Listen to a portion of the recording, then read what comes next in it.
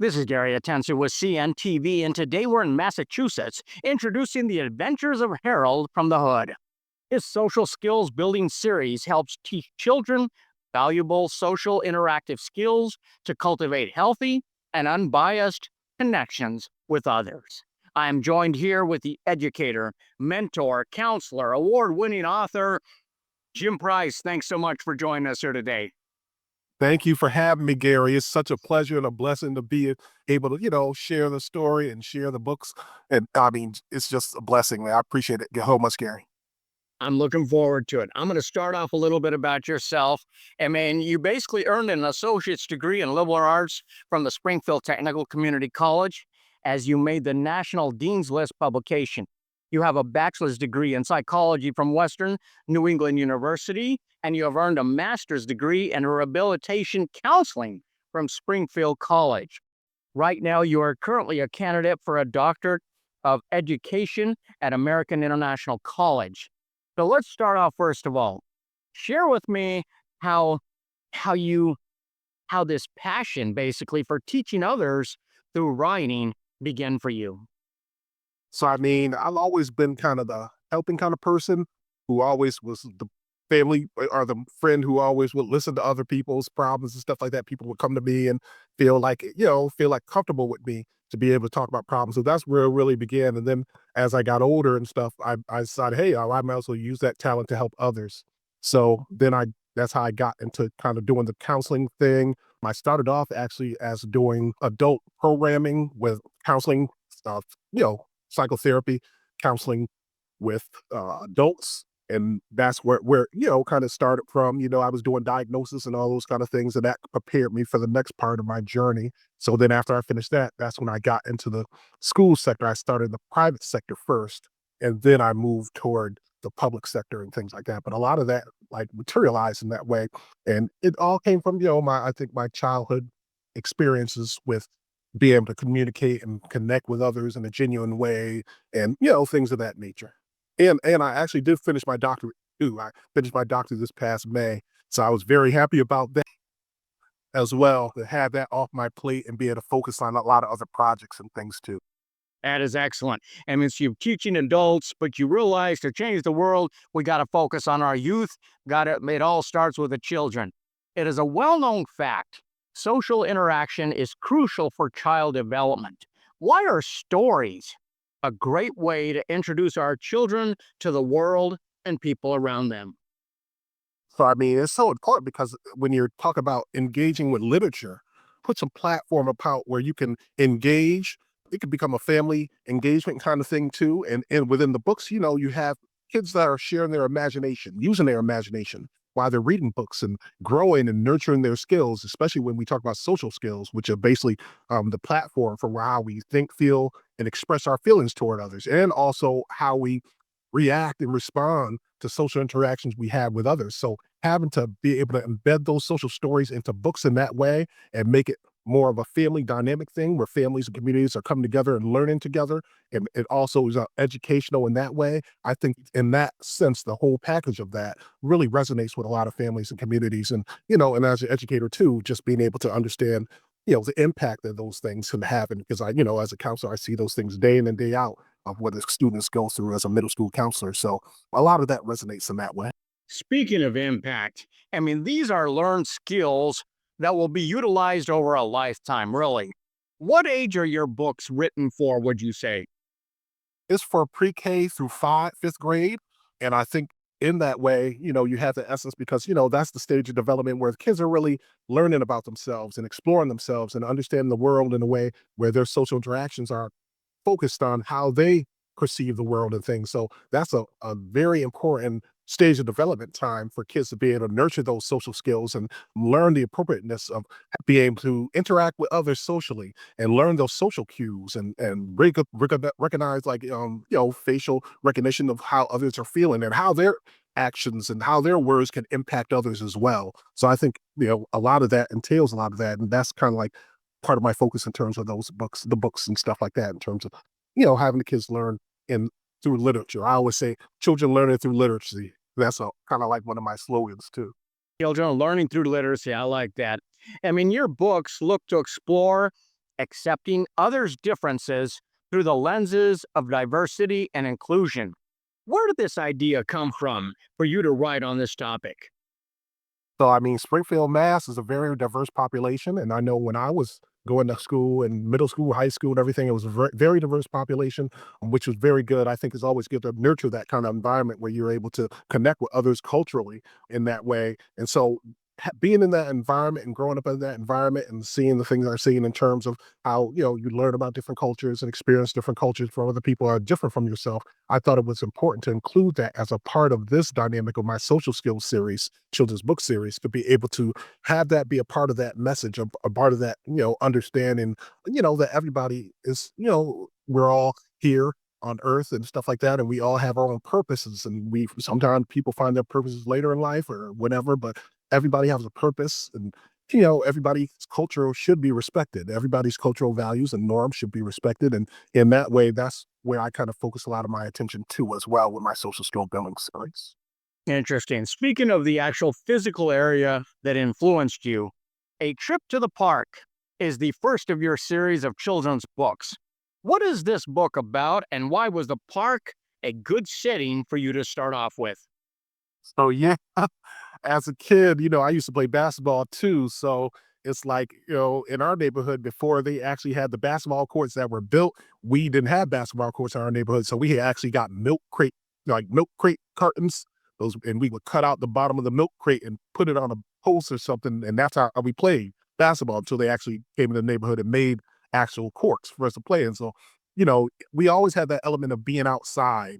And so that kind of resonates with that trip to the park element. And, we were always outside playing kick soccer or wiffle baseball or something like that. We were always active outside, maybe playing football, whatever. But that outside activity growing up, I think that's something that kind of dynamic that's lost in today's society where the kids are not really outside as much as they used to. Everything video games and stuff like that. So I really want to encourage that idea of, getting to back to the roots of being outside, exercise, things of that nature, interacting, social interaction and things of that nature. So trip to the park kind of plays in that element of where I came up as a kid. Once they built the basketball course, that's where I was always at the park.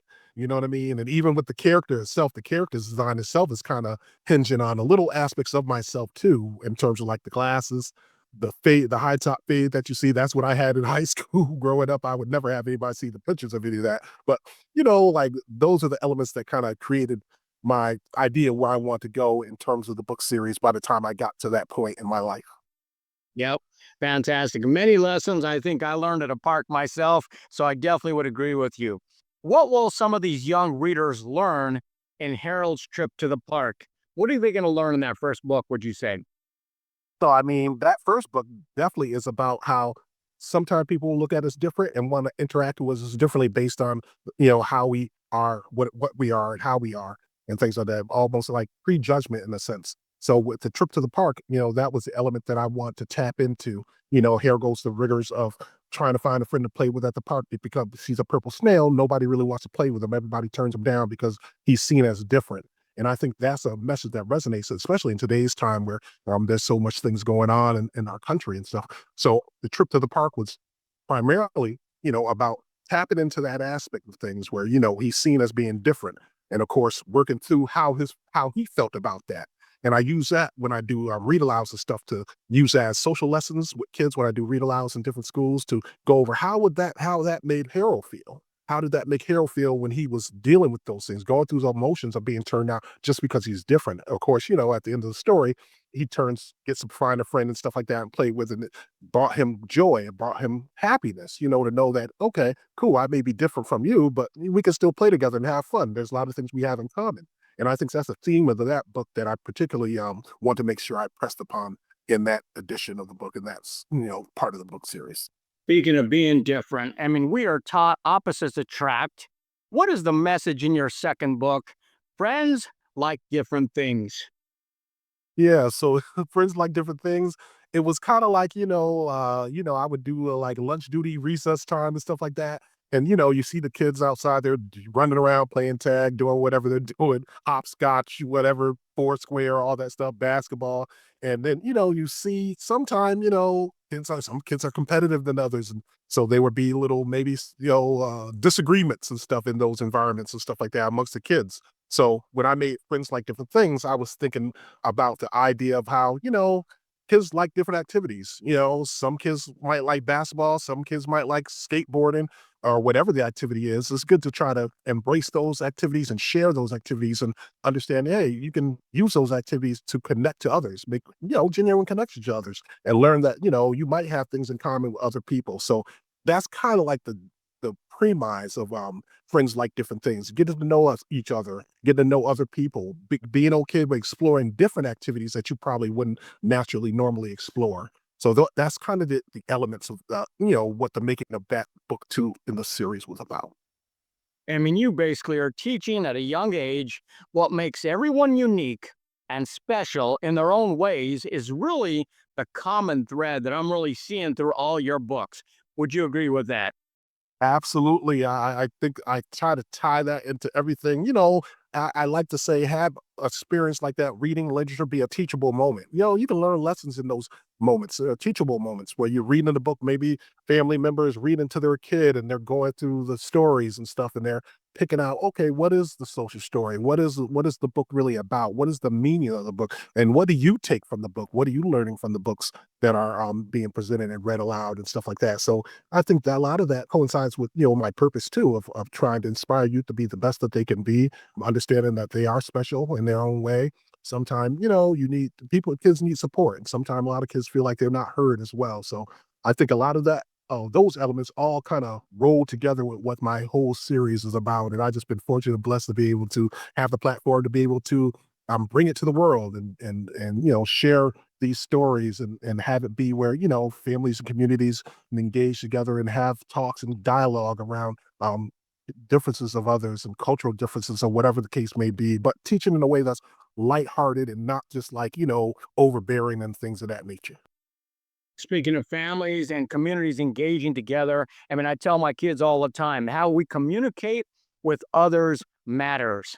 I mean, learning to advocate for themselves and verbally express to others their needs or concerns is what is taught in fun time, lunchtime. So, touch on that book for us.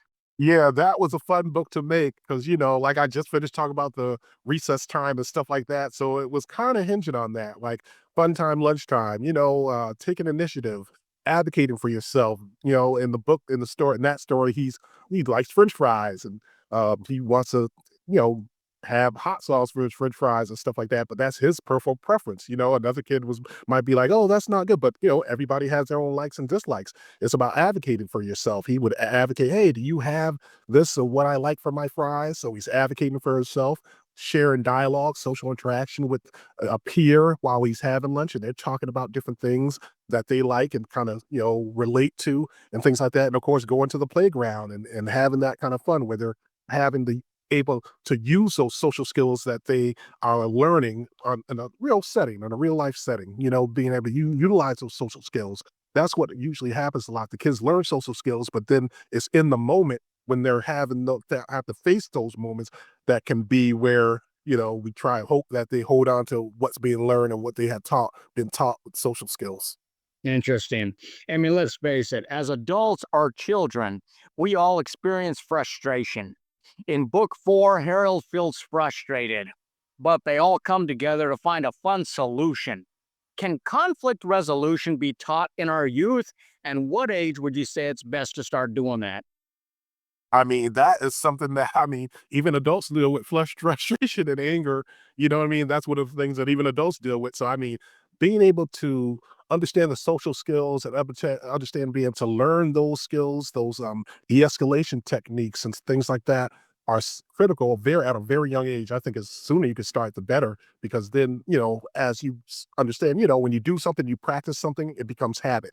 So, I mean, if you're learning de-escalation techniques when you're angry and frustrated, or you're learning to problem solve with others when you're having problems, and being able to listen and hear just not your own perspective, but other perspectives, and understand how your feelings and emotions are valid and how your actions are impacted and influence others. And I think that is where the gist of that comes from in terms of dealing with frustration and anger, working together to solve a problem solving together, de-escalation techniques, that's in there. A lot of social skills that are important for them to navigate those avenues when frustration and anger does arise. And I think that's definitely something that needs to definitely be addressed as a young of age as possible, because as you get older, like I say, you practice something and you get to know it, it becomes habit. And when you practice those social skills like that, you put yourself in a position where you can have positive social interactions with others and be able to self-regulate in terms of your anger and frustration as a child. Yeah, absolutely. Not only great for our kids, but quite honestly, I think a lot of adults could pick up a book and learn quite a bit from themselves. Jim, your vision to teach, I mean, it goes beyond the pages of a book. Why was animation important for you to add what you offer? Thought it was important. I was just tremendously blessed. I said, okay, I have a book series here, and I definitely wanted to expand on the brand, the Harold from the Hood brand, in a way that is dynamic and fresh, refreshing, and things of that nature. So it kind of had me dive into the idea of wanting to do like animation, cartoon animated work and projects and stuff like that. And I was just so blessed to be able to connect with folks that could help me push that vision of wanting to expand in terms of having adaptation, cartoon adaptations of the book, like the first book, The Trip to the Park. I was blessed to be able to have that, adaptation of that book, a cartoon adaptation. And it's just interesting to me when you look at the book and then I look at the book and then I look at the cartoon that's attached to our adaptation. It's just something how animation can gravitate and change the dynamics of a lot of things in terms of the audience and what they're doing and how they perceive the whole thing. And I think it brings it to a broader audience too when you have like a animation, something like that adaptation. I'm currently working on other adaptations of the other books as well, and working on put together some we call mini shorts, which will be like mini clips of Harold from the Hood in animated form. Just to kind of have something different and keep the brand going. But I mean, I love the idea of come up with ideas for cartoon animated clips and stuff like that. It's very fun. I never understood or knew anything about that, but I always learn as I go along. So I've learned so much, and I'm just so happy that I'm able to even gravitate into that area, that domain of film and stuff like that and animation. I'm a firm believer in that. I grew up myself learning many lessons from cartoons like Fat Albert, all these shows that were back in the day that I miss today. Jim, your books and activity tools are perfect for parents, educators, and caregivers. I mean, this is more than just entertainment. It's a valuable resource for teaching kids how to communicate, understand emotions, and develop kindness and respect for others. Is this rewarding work for you? Absolutely. I mean, I had just recently got the activity book, the educational activity book that just released not too long ago. The pre-orders now, but it'll be released officially on the 28th. But the activity book is filled with activities that are has educational content to it, where it's just not just puzzles and mazes and whatnot and things of that nature, but it also makes sure I incorporated educational content for educational growth for the kids pre-K through fifth grade. So I mean, it's inspiring work to be able to branch out and do all these wonderful different projects and everything, but it all stems back to my purpose of inspiring youth worldwide to be the best that they can be and understand that they are loved and they are special and they have a destiny, they have a purpose, but that's a part of everything that, I think I just been so blessed to have, fortunate to have the platform being that has opened up the avenue to be able to, do so many different things and meet so many wonderful people from so many different places across the country and across the other continents and stuff like that. So I mean, it's definitely inspiring work, and it's definitely part of my purpose. And I stand firm with that of wanting to inspire change in a positive way. Because I mean, that's the world needs that. Yep, absolutely. I mean, Jim, you're the kind of guy that never stops. I know you're just going to expand this brand out incredibly. I'm sure we'll probably even have you on the show again. Viewers, let's take a look at the bottom of the screen right there. What you're going to see is his website. On the website, you can see all the books from Harold and the Hood book series. I mean, check out the great reviews right there online. Even watch the great animation you can share with your children that go really hand in hand with the books as well. We're talking about from coloring books to activity books to podcasts. There is absolutely something for everyone. Once again, that is The Adventures of Harold from the Hood by Jim Price. This is Gary Atencio with CNTV. And if you don't know, Now you know.